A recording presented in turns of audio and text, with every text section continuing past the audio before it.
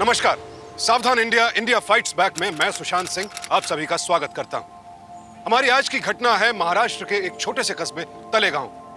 ये शहर की भीड़-भाड़ से दूर एक बेहद खूबसूरत इलाका है।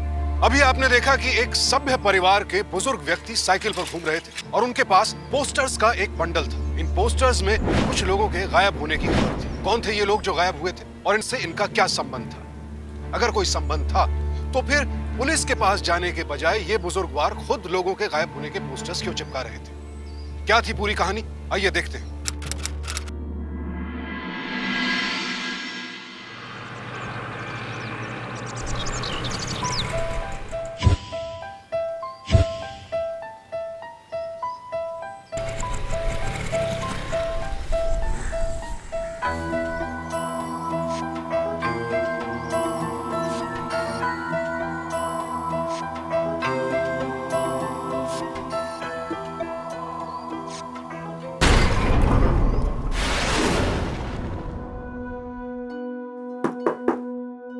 आइए आइए बैठिए। क्यों बैठूं? अब मेरा कहने का मतलब है कि आप आराम से बैठिए और ये डिटेल्स भर दीजिए। क्या डिटेल्स? नाम सुदामा लाल, आगे पीछे कोई नहीं, काम से रिटायर्ड हूं। और हाँ, साफ बोलता हूं, साफ सुनता हूं। भर लीजिएगा आप।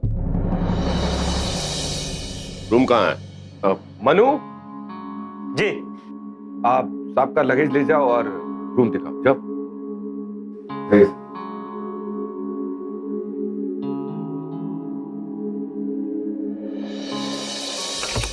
हाँ, और ये ओल्ड एज होम में सारे उम्र दराज लोग ही रहते हैं क्या?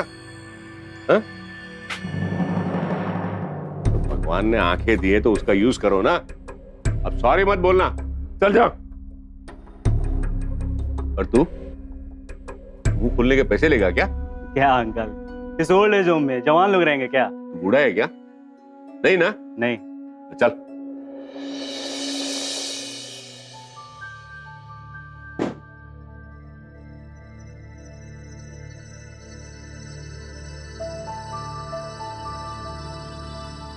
इस दड़बे में रहना पड़ेगा। साहब पढ़ते तो 7 साल से धोए ही नहीं है।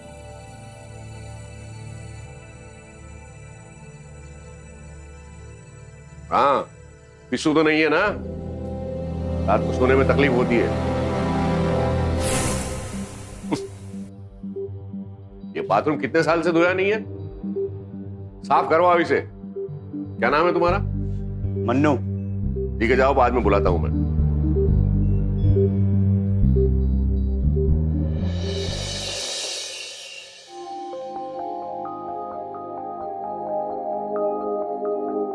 हेलो, मैं राम माधव। क्या? मेरा नाम राम माधव है। तो मैं यहीं रहता हूँ। ये दुनिया की सबसे शांत और खूबसूरत जगह है, भीड़ भाड़ से दूर। हमारी नई दुनिया में आपका स्वागत है। क्या नई दुनिया? लाचार लोगों की दुनिया है ये। हाँ? मैं सुदामा लाल, देखो साफ बोलता हूँ, साफ सुनता हूँ। आप बचपन से ही ऐसे हैं या अभी अभी ऐसे बने हैं? यूसुफ साहब के जमाने से हूँ। Only one piece. ये रस्तोगी है। इतना खांसता है। रस्तोगी? ये सुदामा लाल हैं। आज ही आए हैं। चलिए चलते हैं खाना। अरे क्या हुआ दास बाबू, खाना खाने नहीं चलना क्या? अरे मिश्रा जी की फोन का वेट कर रहा हूँ। कल ही लौट गया अपने फैमिली के पास, बोला पहुंचते ही फोन करूंगा। फोन ही नहीं आया अब तक। दास बाबू, आप सुबह से यहाँ फोन के पास बैठे हैं। चलकर खाना खा लीजिए, वरना आपका ब्लड प्रेशर लो हो जाएगा। कितना खांसता है ये। देखो साफ बोलता हूँ, साफ सुनता हूँ। हॉस्पिटल से मरीज ठीक होने के बाद में वापस आता है तो वापस हॉस्पिटल जाता है क्या? तो फिर फोन क्यों आएगा? नहीं, फोन तो आएगा ही। हाँ, 2016 में कंफर्म। ये कौन है और ऐसे क्यों बोल रहा है? यंग ओल्ड मैन, तुम्हारा नया साथी। सुदामा लाल नाम है मेरा। चलिए खाना खाने को चलते हैं। हाँ चलिए। दास बाबू आप भी चलिए। चलिए दादा।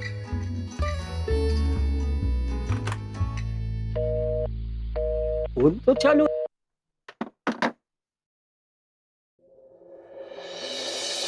खाइए खाइए खाइए, आराम से खाइए। आप सब लोग कैसे हैं? आज मैं आप सब लोगों से इस घर के नए मेंबर को इंट्रोड्यूस कराना चाहता हूं। आप हैं सुदामा लाल जी, आज से यहीं रहेंगे और ये आप सब लोगों से कुछ कहना चाहेंगे, प्लीज। हमसे नहीं, आपसे। मुझसे? साफ बोलता हूँ, साफ सुनता हूँ। सबसे पहले जाके मेरे कमरे के पर्दे और गद्दे चेंज करवाइए, जाइए। अरे क्या हो, जाओ रोटी लेकर आओ।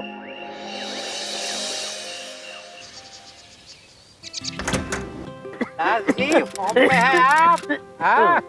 कौन जीत रहा है भाई? आइए आइए जी, नमस्ते। भाई नमस्ते में हम कुछ नहीं समझते। ये गेम में जो भी हारेगा उसके बाद में मेरा नंबर। अरे ठीक है भाई, ठीक है। हारेंगे तो दास जी ही। देखिए चलिए, आप हार गए, चलिए जगह खाली कीजिए। चलिए ना, चलिए। ये भी खाली नहीं करते। कितना खांसते हो? अब तुम्हारी खांसी सुनूं या गेम खेलूं मैं? अरे सुदामा जी, अब खांसी पे मेरा कंट्रोल नहीं है तो क्या करूं? अच्छा, आप लोग खेलिए, मैं अंदर जाता हूँ। विद्या जी दिखाई नहीं दे रही। उनके हाथों स्पेशल चाय मिल जाती ना तो मजा आ जाता। जी तुम बहुत बोलते हो, मेरा कंसंट्रेशन मत बिगाड़ो। अरे यार, ये गेम तो मैं ही जीतूंगा। वैसे विद्या जी कौन? विद्या जी, ओ लो लो लो, नाम लेते ही आ गई विद्या जी। पहचानती ना इनको? सुदामा जी, ये साफ बोलते हैं और साफ सुनते हैं।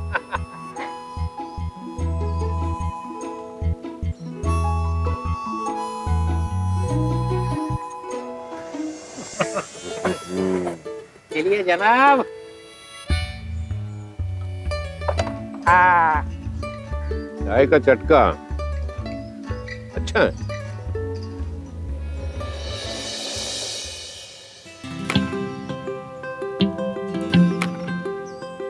लो, ये गेम तो मैं जीत गया। Bad luck.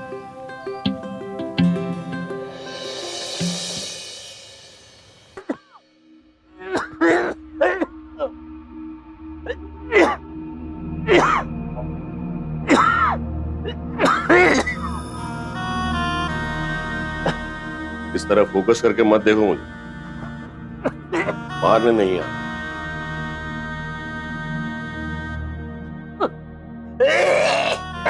मर जाओगे ऐसे तुम। ये लो, इसे पी लो, आयुर्वेदिक है, ठीक हो जाओगे। लेकिन ये कुछ बोलना नहीं, चुपचाप इसे पी लो और सो जाओ। कल तक खांसी चली जाएगी तुम्हारी। चलता हूं।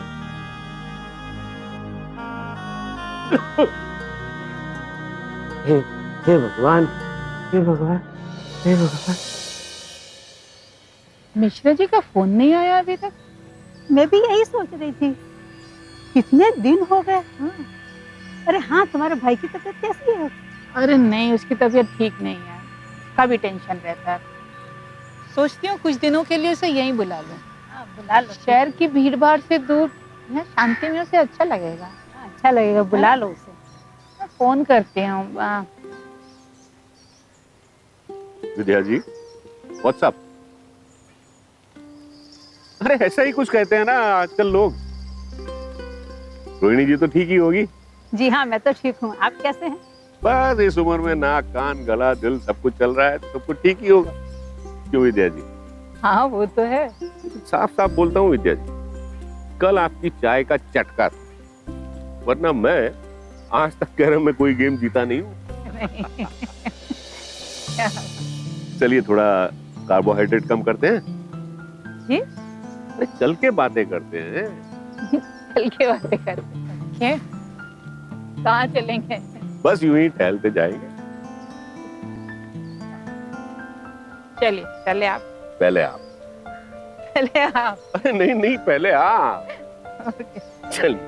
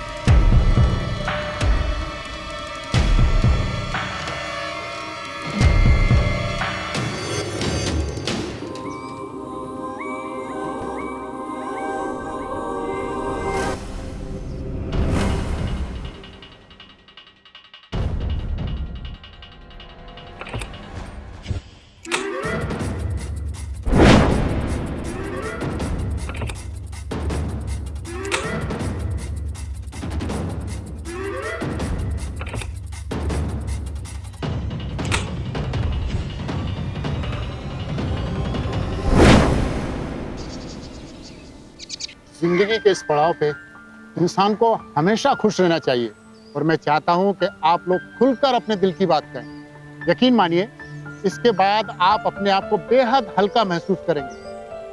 Sharing is caring should be Mantra of your life. मैं कुछ शेयर करना चाहती हूँ। जी।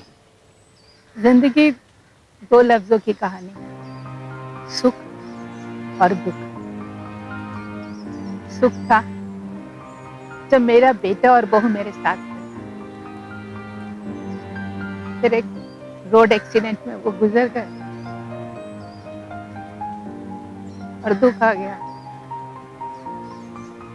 दुख आया तो मैं यहाँ आ गई।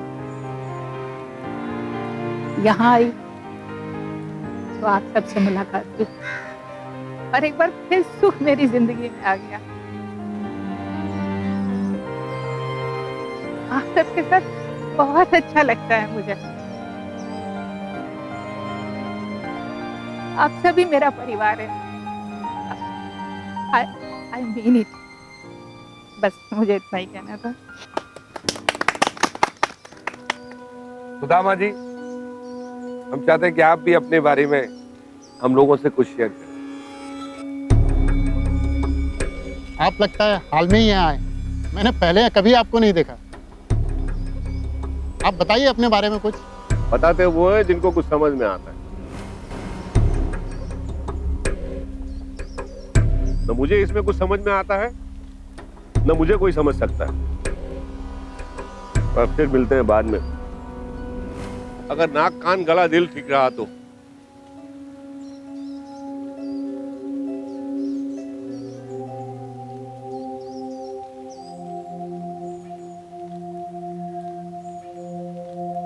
ये किसी के समझ में ही नहीं आया।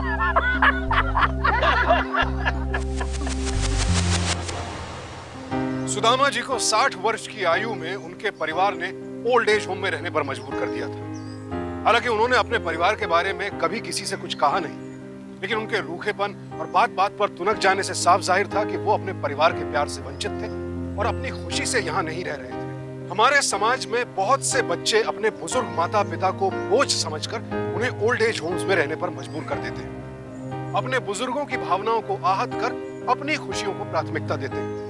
पर ऐसा करने वालों की जितनी निंदा की जाए कम है। हमारे देश में कुल 728 ओल्ड एज होम्स हैं, जिनमें हजारों की संख्या में बुजुर्ग रहते हैं। सुदामा जी भी इन्हीं बुजुर्गों में से एक। सुदामा, सिर्फ धोनी है, सिर्फ धोनी। अरे जा बंगाल टाइगर। दादा दादा ही सब कुछ होता है और उतरता है। अरे क्या उतारता है, खाक उतारता है। अरे टीम स्पिरिट दादा की देन है। Team spirit? हाँ। अरे चल, आया बड़ा टीम स्पिरिट वाला। अरे मंजिल नहीं, रास्ता मजेदार होना चाहिए और रास्ता दिखाया दादा ने टीम स्पिरिट से। रास्ता दिखा टीम स्पिरिट से। ओ बोलो, वर्ल्ड कप ले आए धोनी और क्रेडिट राजा इसका दादा। चुप रहो। झगड़ा झगड़ा माफ करो। और मावे की बर्फी सर्व करो। हाँ, लो लो भाई खाओ। वाह वाह वाह। आप भी लो। मिश्रा जी सबको बांटो। अरे दास ये बता, तेरा टट्टी पेशाब तो ठीक हो रहा है ना? ए, पता है तेरा नाम सुदामा लाल है। सुदामा तू हमेशा लाल ही रहोगे। कल मेरा बेटा मुझे लेने आ रहा है। क्या बात है, अरे ये तो बहुत अच्छी बात है भाई। यार तू सच चला जाएगा? छोड़ना यार, 2 दिन में वापस आ जाएगा। साफ बोलता हूँ, तेरे को तो हर 20 मिनट पे जाना पड़ता है। तेरा थोड़ा सा बीपी लो हुआ, वापस छोड़ देगा तुझे। याद रखना मेरी बात। ए सुदामा, मैं कुछ बोलता नहीं हूँ, इसका मतलब? क्या मतलब? बोलना। नहीं रे, मेरा बेटा ऐसा नहीं है। ऐसा है? हैं? तू जाएगा वहां पे, तेरा बीपी लो हो जाएगा, तेरी दस्त चालू हो जाएगी ना, तो छोड़ देगा तुझे यहाँ मरने के लिए। तू बहुत ज्यादा बोल रहा है। अरे ज्यादा और सच में तेरे को फर्क मालूम नहीं पड़ता है क्या? ये बहुत बहुत हो गया। क्या बहुत हो गया? बोलना तू। देखो, मैं तेरे दांत तोड़ दूंगा। तेरे खुद के आधे दांत चले गए हैं, तू क्या मेरे दांत तोड़ेगा? क्यों शोर मचा रहे हैं आप? अरे क्या कर रहे हैं? बस कर। देखो ना ये, चुप हो जाइए। देखो ना। दास जी आप चुप हो जाइए, और आप भी चुप हो जाइए। सुदामा जी क्या कर रहे हैं? क्या चुप हो जाइए? छोड़ो, नहीं बात करनी है मुझे तुम लोगों से। कोई बात नहीं, आप खाना खाइए, खाना खाइए। कैसा अभी अभी आया है? दास जी आप खाना खाइए आराम से। अरे कैसा इंसान है? सिटी ओल्ड एज होम में सुदामा जी, मिस्टर दास, विद्या जी और राम माधव के साथ साथ बाकी सभी अपना जीवन आराम से व्यतीत कर रहे थे। ये सभी किसी न किसी वजह से एक दूसरे के साथ जुड़े हुए थे। वहीं कभी कभी सुदामा जी का रवैया भी सबको परेशान करता था। वो कभी किसी को खरी खोटी सुना देते और फिर अगले ही पल उसका सहारा बन जाते। लेकिन सुदामा जी की मिस्टर दास से कहा सुनी किसी को पसंद नहीं आई। क्या सुदामा यहाँ किसी खास मकसद से आए थे?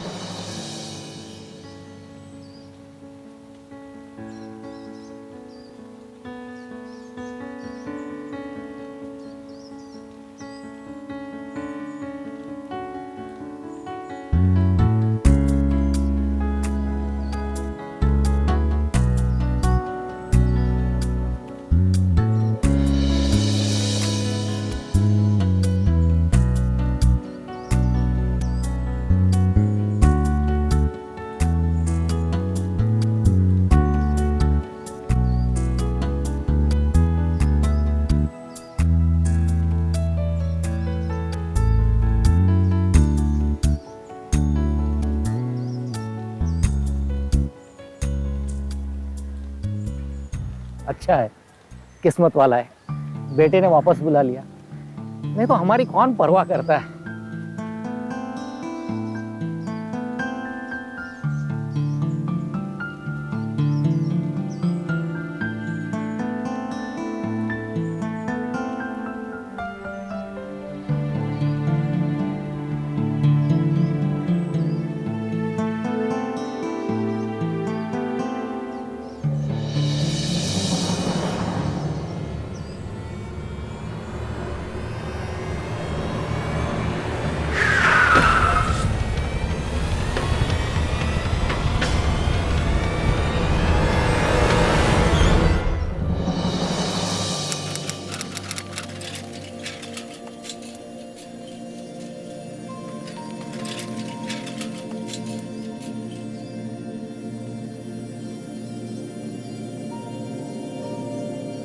नमस्ते नमस्ते।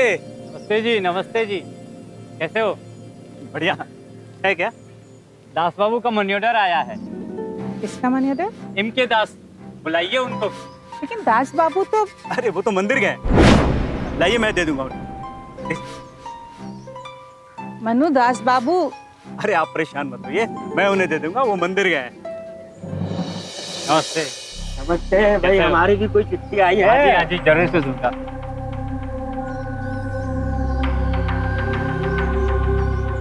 क्या बात है? किसका लेटर है? लेटर ने मनी ऑर्डर था, दास बाबू का। Money order? घर पहुंचने के बाद में मनी ऑर्डर करता है? अरे ऐसे कैसे हो सकता है? देखिए ना विद्या जी, पहले मिश्रा जी गए और उनका फोन भी नहीं आया, और अब दास बाबू के जाने के बाद उनका मनी ऑर्डर आ रहा है। अरे विद्या जी, दास बाबू अपने बेटे के पास सही सलामत पहुंचे भी कि नहीं? कुछ तो गड़बड़। सही बात है, चलिए वार्डन से जाके पूछते हैं। आइए। हाँ सुदामा जी, चलिए, वार्डन को इस बात का जवाब देना होगा।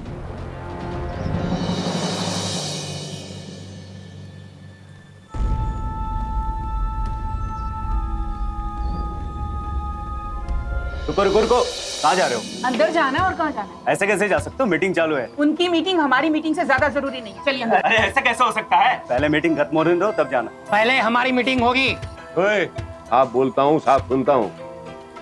इंतजार गधे लोग करते हैं, क्या हम लोग गधे हैं? हाँ? ये बोलना जरूरी है क्या? क्या हुआ? आप लोगों को कोई परेशानी? हाँ परेशानी है। दास भाई के बारे में बात करनी है हम लोगों को। हाँ हाँ, मनु ने मुझे बताया है, मनी ऑर्डर आया हुआ है। हाँ मगर दास भाई घर पहुंच गए, उसके बाद मनी ऑर्डर कैसे आया? और उनको बेटे के पास पहुंचाया कहीं और? आप लोग गलत समझ रहे हैं, ऐसी बात नहीं है। देखिए कभी कभी ऐसा होता है कि मनी ऑर्डर लेट पहुंचता है। हाँ तो इतना लेट कैसे हो गया मनी ऑर्डर? अरे सर, लोगों के पास कोई काम नहीं, बस ऐसे शोर मचाते रहते। एक काम कीजिए, आप अंदर जाइए, मैं इनसे बात करता हूँ। तुमसे किसने कहा बीच में बात करने को? हाँ, जाओ अपना काम करो, जाओ।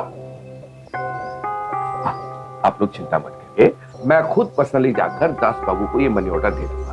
हाँ, बाकी क्यों लेट हुआ मैं खुद पता करता हूँ। ठीक है, पता कीजिए और बताइए। हाँ।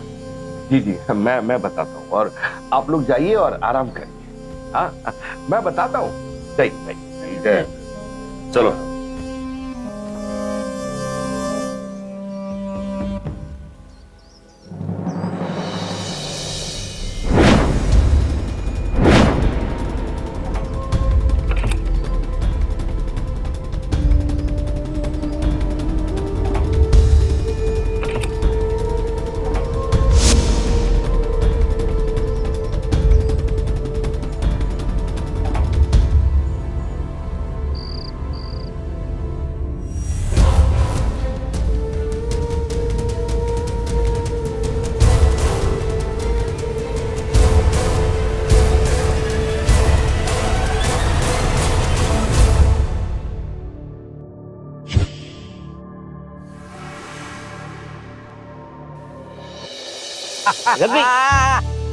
रहने देना, मेरा भी चुप। काम है। नहीं, ये भी नहीं लगा। चल अब तो भाई, मंदिर से प्रसाद लाया हूँ, बर्फी खा लो। वाह, लाओ लाओ। अरे लो भाई, मर नहीं जाओगे। मैं खाऊंगा तो मर ही जाऊंगा, डायबिटीज है। चलो अगर नाक मजे ले सकती है तो जुबान का क्या दोष है भाई, खा लेते हैं। चलो मैं भी खेलता हूँ। हाँ, पते बांटो लो। ये बताओ, वो वार्डन ने कुछ बताया कि नहीं दास के बारे में? क्या बताएगा? अरे वो ये मनी ऑर्डर आया क्या नहीं? और उसने बताया था मनी ऑर्डर 1 महीने पहले आ गया और मिला अब, और ईश्वर ने उसे वापस भेज दिया। चलिए फटाफट, लंच रेडी है। रोटियां गरम है ना? नहीं तो तू गरम हो जाएगा बेवजह। सर ठीक कह रहे हैं। चलो भाई जल्दी चलो, भूख लगी है। चलो चलो चलो।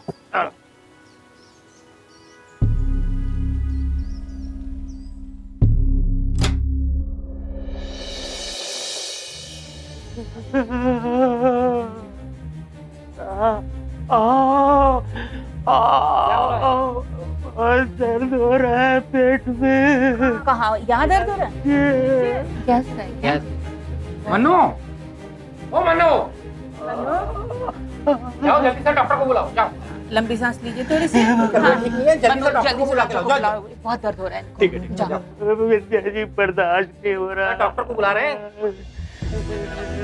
कुछ करिए ना।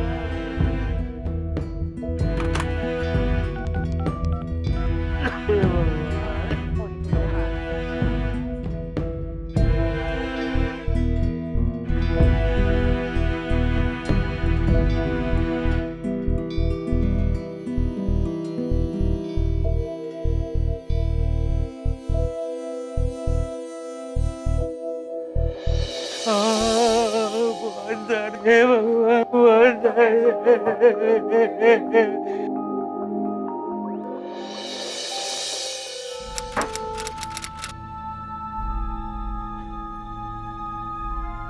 ईश्वर जी, पूरे 2 दिन हो गए और रस्तोगी जी का अभी तक कुछ पता नहीं। आखिर बात क्या है? अरे आपने हमें इन्फॉर्म तो करना चाहिए था कि उनकी तबीयत कैसी है। कैसे बताता मैं आप लोगों को? उनके रिश्तेदारों ने चार्ज जो ले लिया तो हम भी बेफिक्र हो गए बस। अरे ऐसे कैसे हो सकता है? ये रस्तोगी का सामान भी उनके कमरे में ही है।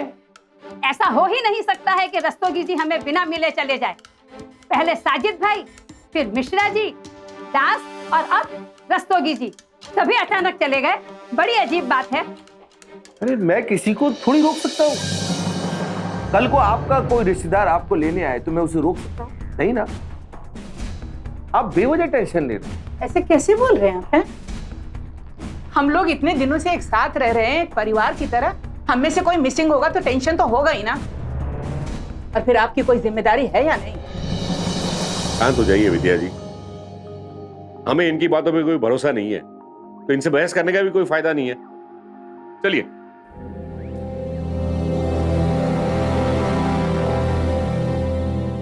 सिटी ओल्ड एज होम से पहले मिस्टर दास और फिर मिस्टर रस्तोगी के अचानक चले जाने से सभी चिंतित थे। और ज्यादा परेशानी की बात यह थी कि ऐसा पहली बार नहीं हो रहा था। पहले भी वहां से लोग किसी न किसी वजह से अचानक चले गए थे और फिर उनकी कोई खोज खबर नहीं मिली थी। एक तरफ तो जहां लोग इन गायब होने वाली घटनाओं को लेकर हैरान थे, वहीं दूसरी ओर मनु किसी और ही षड्यंत्र को अंजाम देने की कोशिश में था। तो कहीं मनु ही तो मिस्टर दास और मिस्टर रस्तोगी के गायब होने के लिए जिम्मेदार नहीं था? और अगर यह सच था तो फिर वार्डन सफाई क्यों दे रहा था?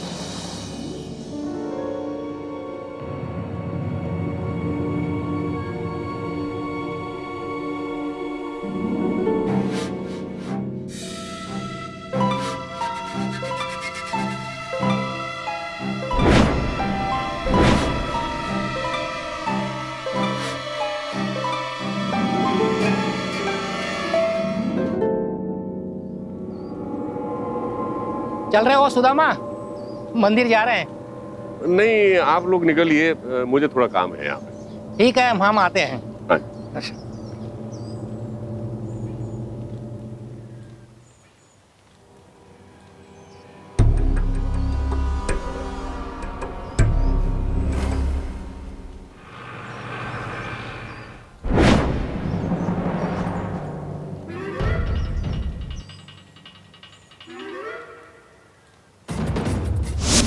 अरे विद्या जी को देखा आपने? नहीं तो। ये देखा, कहाँ गई होगी? कहाँ ढूंढ?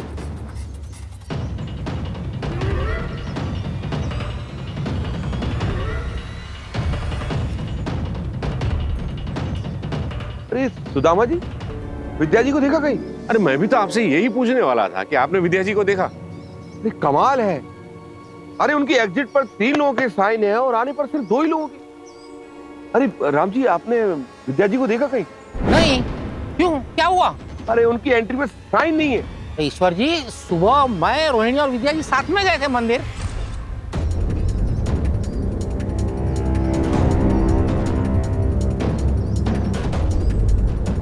विद्या जी, कौन था वो आदमी? वो मेरे भतीजे का दोस्त है, बता रहा भाई की तबीयत बहुत खराब है। मैं उसके साथ घर जा रही हूँ, यही पास में रहती। शाम को वापस आ जाऊंगी। जी हाँ। अच्छा ठीक है। बड़े अजीब पागल हो आप भी। कहाँ है वो? अरे उसने बोला था वो शाम को आ जाएगी, तो हमने सोचा आ जाएगी। ये गलत है। आप लोग हम पर शक करते हो। कब तक आएगी? शाम को बोला था उसने।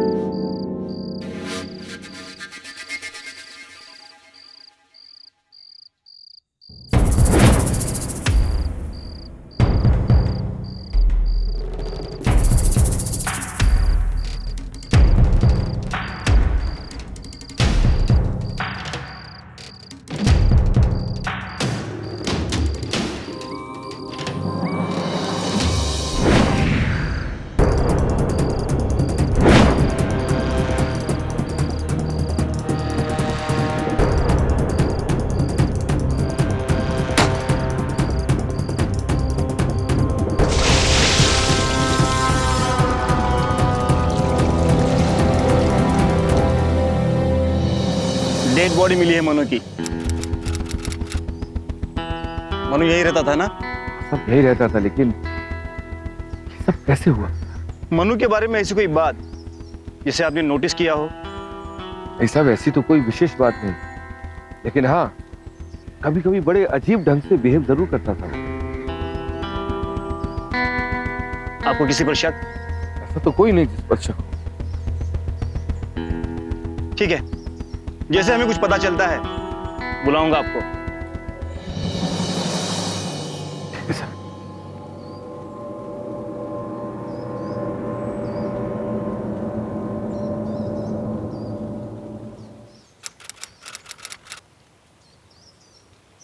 सुदामा जी, कहाँ जा रहे हैं सुबह सुबह?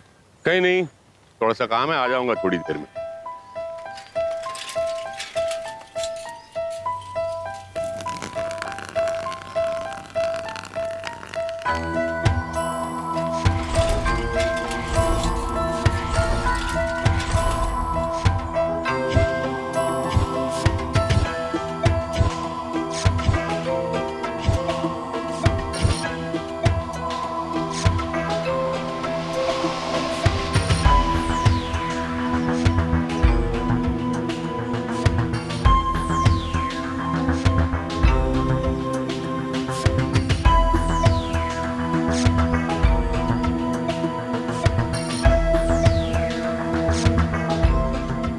मुझे इनका पता लगाना ही होगा।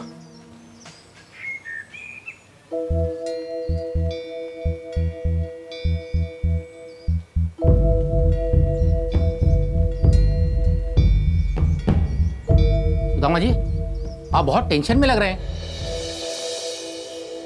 राम बाबू, मैं बहुत साफ बोलता हूं और साफ सुनता हूं। विद्या किसी रिश्तेदार के यहां नहीं गई और उसके भाई को भी कुछ नहीं हुआ। सब उस वार्डन की चाल है। उन्हीं लोगों ने इसे किडनैप करवाया। क्या बोल रहे हैं आप? हाँ, जैसे बाकी सब लोगों का पता नहीं चल रहा है, उसी तरह इन लोगों ने विद्या को भी।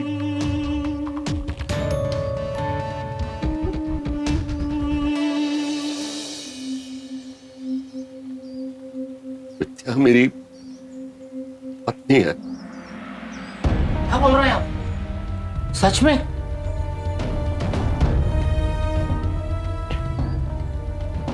ये बात मैंने इसलिए छुपाई क्योंकि मैं और विद्या काफी समय से अलग हो चुके हैं। मुझे मेरी गलती का एहसास हुआ और मैं विद्या को यहां लेने चला आया। बाबू, यहां से लोग ऐसे ही गायब नहीं हुए हैं। इसके पीछे बहुत बड़ा रैकेट है। यहां पे इन लोगों का कुछ और ही प्लान है और मैं विद्या को ढूंढ के ही रहूंगा। आप घबराइए मत, कुछ करते हैं। वार्डन के कैबिन में जरूर कोई सबूत मिलेगा। अचानक विद्या का मंदिर से अपने भाई के पास चले जाना और अगले ही दिन मनु का कत्ल हो जाना, इन दोनों घटनाओं से सभी बेहद शौक में थे और पुलिस को छानबीन में अब तक ऐसा कोई भी सुराग नहीं मिला था जिससे इस अनसुलझी पहेली को सुलझाया जा सके। लेकिन इस पूरे घटनाक्रम में सबसे चौंकाने वाला खुलासा तब हुआ जब सुदामा ने राम माधव के सामने यह राज खोला कि विद्या उसकी पत्नी है। अब सवाल यह उठता है कि सुदामा ने यह बात अब तक सबसे छिपा क्यों रखी थी? वजह क्या थी?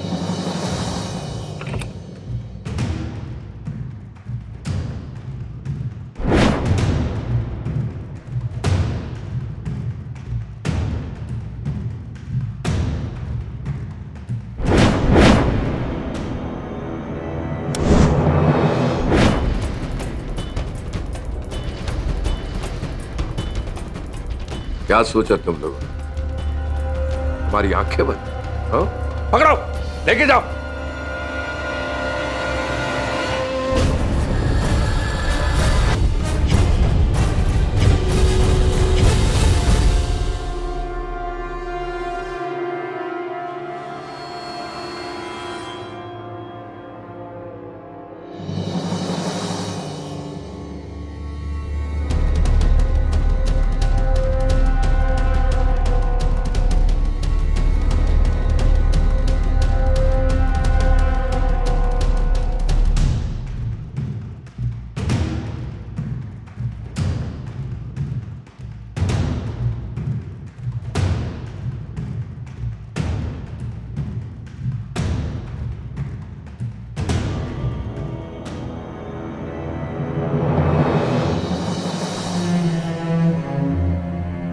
बहुत परेशान किया है तुमने। मनु के बाद अब तुम्हारी बारी है।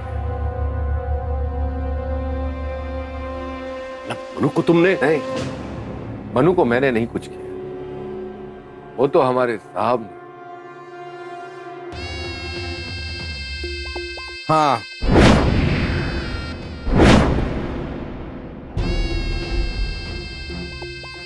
ब्लैकमेल कर रहा था। सर, मनु हमें ब्लैकमेल कर रहा है, बहुत ज्यादा पैसे मांग रहा है और बोलता है अगर आपने पैसे नहीं दिए तो पुलिस में जाने की धमकी देता है। क्या करना चाहिए सर? कुछ करता हूं।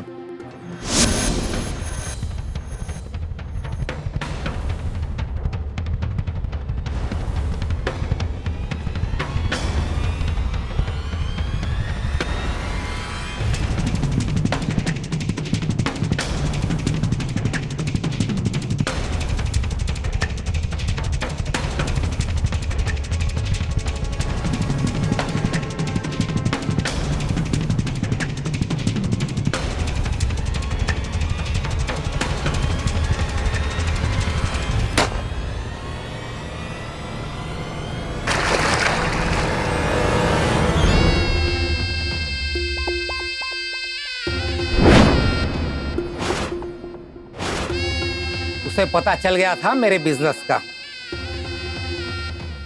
मेरा छोटा सा बिजनेस है।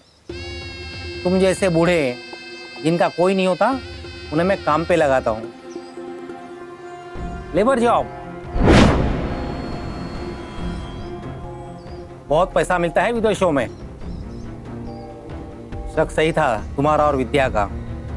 सबको मैंने ही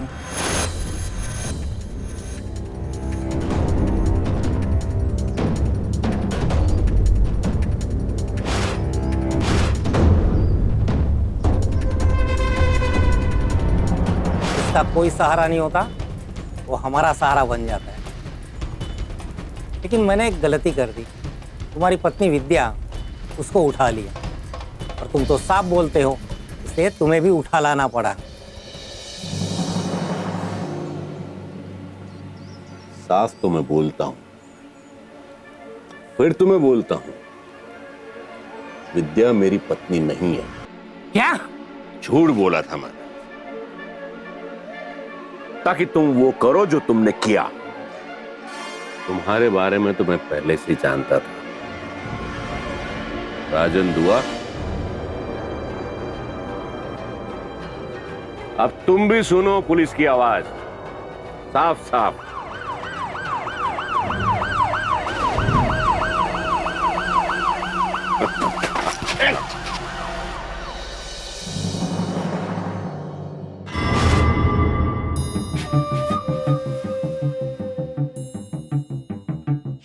उस दिन वार्डन के ऑफिस से मैंने रजिस्टर चुराया और देखा।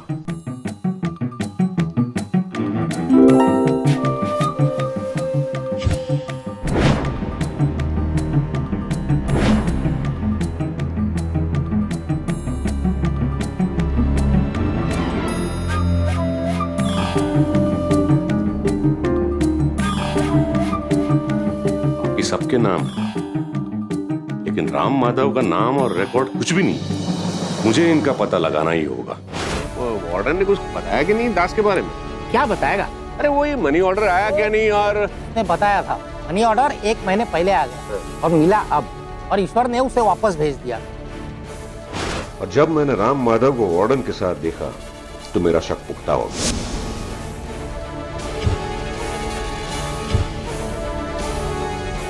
ये देखिए, ये आदमी है राम माधव।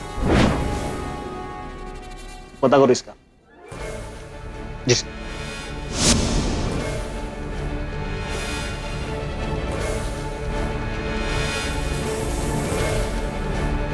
सर, ये कोई राम माधव नहीं है, राजन दुआ है। 2 फ्रॉड केस है, फर्जी एनजीओ चलाते हैं। और फिर मैंने वापस आकर तुम्हें साफ साफ कहा कि विद्या मेरी पत्नी है। विद्या मेरी पत्नी है? क्या बोल रहे हैं आप? सच में? क्योंकि मैं जानता था तुम कुछ तो करोगे राजन दुआ, और तुमने वही किया। और मैंने भी रिस्क लिया।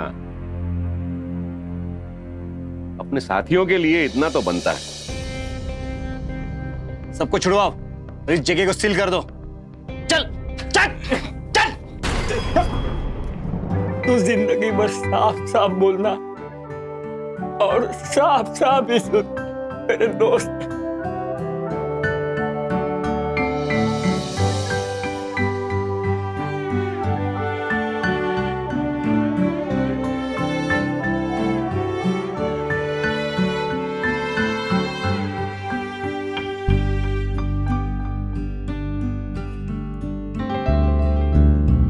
चाय का चटका मारना है क्या?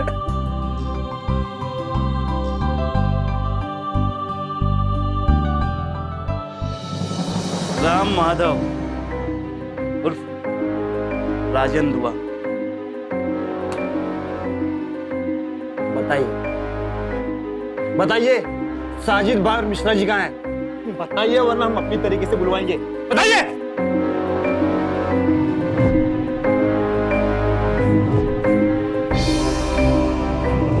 शर्म आनी चाहिए आपको, शर्म आनी चाहिए आपको। सीनियर सिटीजन है ना आप? हाँ?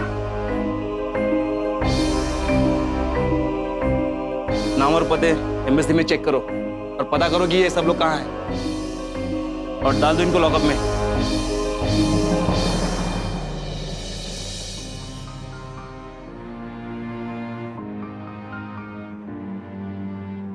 साफ बोलता हूं, साफ सुनता हूं और साफ समझता भी हूं। और नाम है सुदामा लाल। आखिरकार इस राज का पर्दाफाश हो ही गया। जिस तरह से लोहा लोहे को काटता है, कुछ ऐसी ही चाल सुदामा ने चली। विद्या को अपनी पत्नी बताकर उसने जो खेल खेला, उससे राम माधव और वार्डन ईश्वर पांडे का सच सबके सामने आ गया। राम माधव का यूं ओल्ड एज होम में सबके बीच रहकर ह्यूमन ट्रैफिकिंग करना बेहद चौंकाने वाली बात थी। पुलिस ने राम माधव और वार्डन ईश्वर पांडे को मौका वारदात से गिरफ्तार कर लिया। राम माधव को धोखाधड़ी के लिए आईपीसी के सेक्शन 419, आपराधिक षड्यंत्र के लिए सेक्शन 120B, ह्यूमन ट्रैफिकिंग के लिए सेक्शन 370 और मनु की हत्या के लिए सेक्शन 302 के तहत 75,000 रुपए जुर्माने और उम्र कैद की सजा सुनाई गई। वार्डन ईश्वर पांडे को भी इन्हीं धाराओं के तहत 50,000 रुपए जुर्माने और उम्र कैद की सजा सुनाई गई। सुदामा जी ने जिस सूझबूझ के साथ राम माधव का पर्दाफाश किया, वो वाकई काबिले तारीफ है। आज हमारे देश में ऐसे बहुत से एजेंट्स हैं जो लोगों को अच्छी जिंदगी और नौकरी का झांसा देकर विदेशों में मजदूरी के लिए भेज देते हैं। ऐसे में बेहद जरूरी है कि ऐसे एजेंट्स और एजेंसीज की अच्छी तरह से जांच पड़ताल किए बिना उनकी बातों में ना आए, क्योंकि सावधान रहेंगे, सतर्क रहेंगे, तभी सुरक्षित रहेंगे। इसी प्रार्थना के साथ अब मैं सुशांत सिंह आपसे विदा लेता हूं। फिर मुलाकात होगी ऐसी ही एक और सत्य घटना के साथ। देखते रहें सावधान इंडिया, इंडिया फाइट्स बैक। तो सावधान